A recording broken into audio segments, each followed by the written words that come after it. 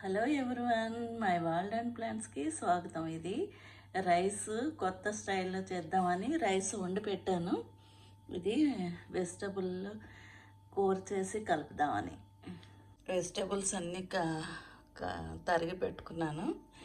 ఈ వెజిటబుల్స్ ఇవన్నీ పోపు చేసి కొంచెం ఆయిల్ కొంచెం బటర్ వేసుకొని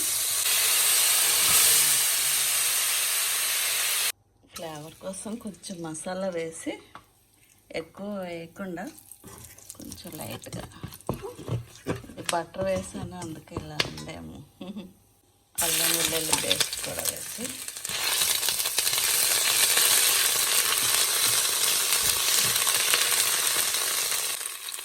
పచ్చిమిరపకాయ ఫ్లేవర్ బాగా ఉంటే ముందుగా వేసాను.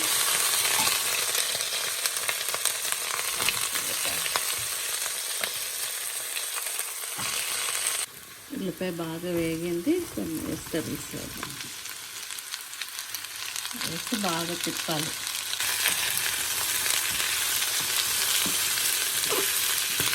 మసాలా అంతా అంటుకునేలాగా, ఎందుకంటే మనం ఆల్రెడీ రైస్ చేసాం కదా, దాంట్లో కలపాలంటే ఇదే ఫ్లేవర్ ఉన్నది, దీనిలో ఫ్లేవర్. పసుపు, కొంచెం ఉప్పు, కారం మనం కొంచెం లైట్గా చేస్తున్నాము. కాలీఫ్లవర్ కూడా వేసేసి అంత బాగా కలిసేలాగా అన్నీ కలపాలి మంచిగా.